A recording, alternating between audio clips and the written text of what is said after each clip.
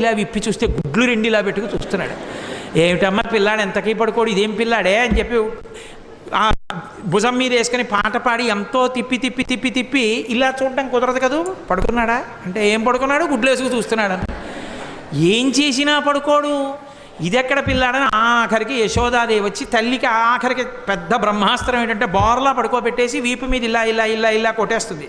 ఆ తొడ ఊపుతాను కొడుతోంది. ఎంతకీ పడుకోడు, వీపు చిట్లిపోతోంది. ఇదేమిటి ఆది కూర్మంగా ఉన్నప్పుడు మందర పర్వతం తిరిగినా బాధపడలేదు, కానీ ఈ కృష్ణావతారంలో ఇలా కొట్టేస్తున్నారు నన్ను, ఎందుకు ఇలా ఊపేస్తున్నారు అనుకున్నట్ట. లోకములు నిదురపోవకత నిదురుంపని సభగుడు రమణులు జోకొట్టిపాడ నిదురం గైకొను క్రియ నూరకుండె కనుతెరవకయున్నన్నారు పోతన గారు.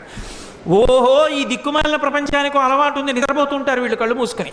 నాకు నిద్రపోవడం అలవాటు లేదు, నేను నిద్రపోతే లోకాలు నిర్వహించేవాడెవరు. నేను పడుకోమని జో కొట్టేస్తున్నారు, నేను కళ్ళు మూసుకోపోతే వీళ్ళు ఇలాగే కొడతారని నిద్రపోయిన వాళ్ళ కళ్ళు మూసుకు